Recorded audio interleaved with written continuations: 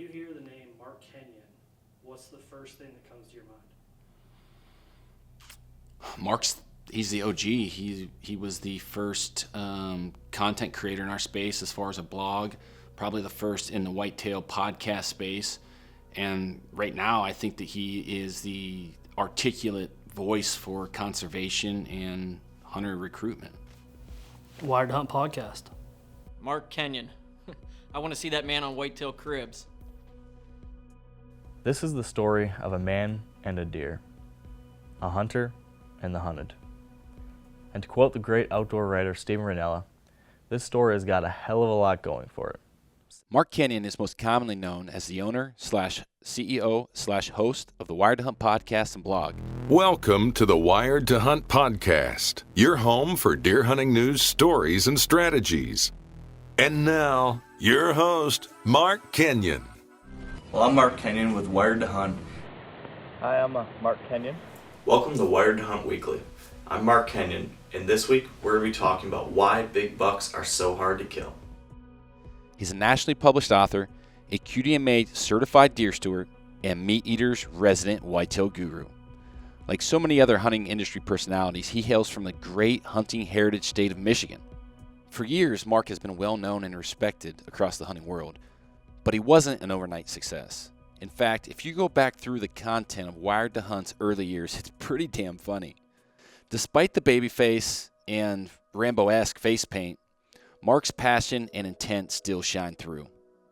To say the least, he surely didn't fall into a pile and come out smelling like roses. Mark's success and rise to the top is a prime example of the power of forward thinking, hard work, and great execution. Here's some interesting facts about Kenyon and his journey to the top. In 2008, he founded Wired to Hunt while interning in New York City, but his focus was on blogging, not podcasting. After graduating from Michigan State University with a degree in marketing and business, Mark went on to land a job at Google. While Kenyon's days were spent working for the tech company, every night and every weekend was dedicated to Wired to Hunt. Welcome to Wired to Hunt in 2010.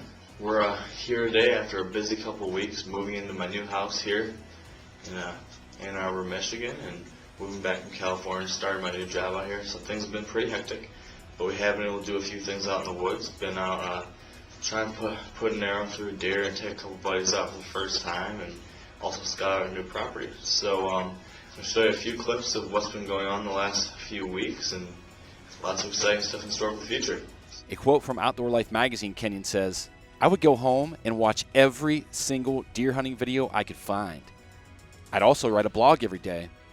I wanted to immerse myself in it. Some nights I would be up until 3 a.m. working on the site." In 2013, after 5 years of hard work, Kenyon finally left his full-time job at Google to dive headfirst into the hunting content space. 2013 season begins now. Woo! I'm so freaking pumped. So pumped.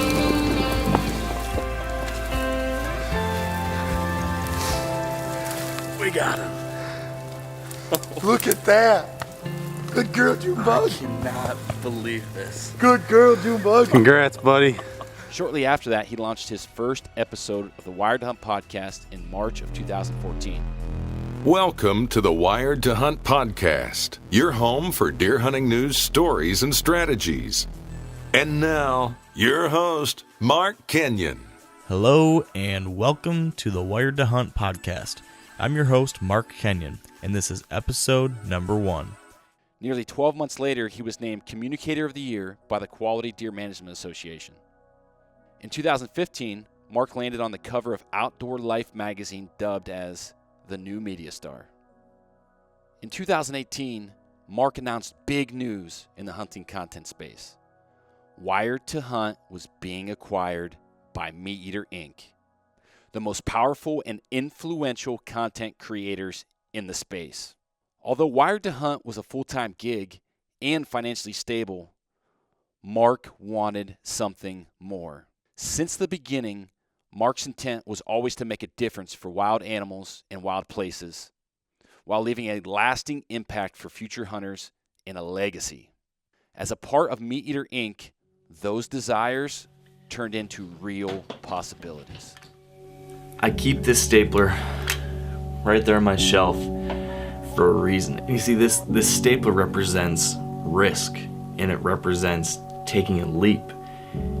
And why that's so important, why you can't achieve big things, why you can't change your own world, let alone the world. You can't do that without risk, without taking the dive off the deep end and going for it. And I got this stapler on the last day of my job, my day job, that was a great job that most anyone would die for, and I'm so fortunate to have. And I quit that job to chase a dream, to chase a passion, to try to change my world, to try to change the world. And this right here, it reminds me of that every day, that you got to go for it. And once again, I'm going for it. There's no doubt that Mark's professional accolades are impressive, but what has he done as a whitetail hunter? Let's take a look at Mark's whitetail resume over the past few years. In 2016, Mark went all in on a buck he called Holyfield that he first encountered back in 2015. I'm sure any listener on the Wired to Hunt podcast is familiar with the story and soon-to-be saga with that buck. Ultimately, 2016 proved to be a tough year for Mark, leaving him unsuccessful in his quest for Holyfield. But the story was just beginning. 2017 came and went with Mark still chasing Holyfield, yet again unsuccessfully. However, Kenyon did venture south and was able to wrap a tag around an Ohio buck by using a decoy. 2018 turned out to be Mark's whitetail year for the ages. Mark had what was arguably his best whitetail season to date, a year most whitetail hunters dream of.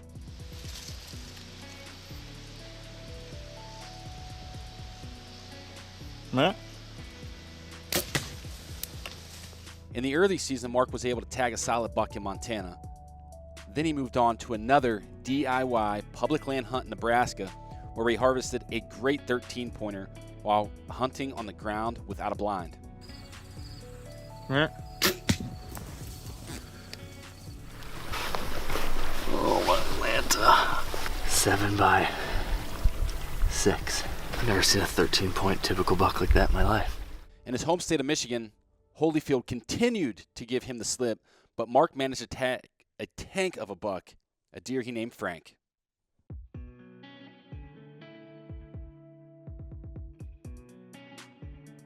In 2019, Mark killed his first buck off the Back 40 property, which is a Meateater Inc. project that we're going to cover later in this video. Saying the 2020 whitetail season was good to Mark is an understatement. His field tags included a buck off the Back 40 property, a harvest of a buck he named Tran, in which Mark had 3 long years of history with, and in addition to those, he also helped a few hunters fill tags on the Back 40 property, including guiding his father to his first ever archery kill in what is his father's biggest buck to date. Okay, guys, ready? Here we go. Yeah.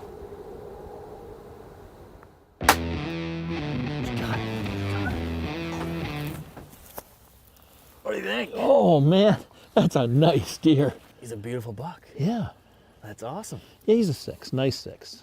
And all of this is just his whitetail resume. It doesn't include any western hunting. So as you can see, Mark's hunting accolades keep him near the top of all whitetail hunters. But there's more to Mark's story other than just killing whitetails. Mark's peers inside the hunting industry, specifically in the whitetail category, consider Mark to be the leading voice in all things conservation, habitat, public lands, ethics, and hunter recruitment. Conservation is such a big priority to Mark, he actually dedicated several projects and efforts to educate hunters and non-hunters alike. Mark's book, titled That Wild Country, An Epic Journey Through the Past, Present, and Future of America's Public Lands, takes readers through a first-person perspective of Mark's personal experience throughout public lands in the U.S.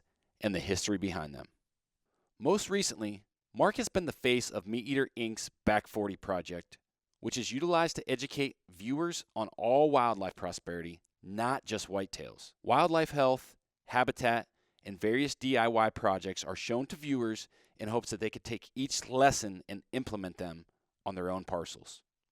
The Back 40 project has given Mark the ability to introduce several new hunters to the outdoors, and with Meateater Inc.'s purchase of the property, they've been able to donate the entire parcel to the National Deer Alliance in efforts to help increase hunter recruitment, retention, and educate non-hunters and hunters alike. With Mark's soft-spoken and humble approach, it really is hard not to be a fan.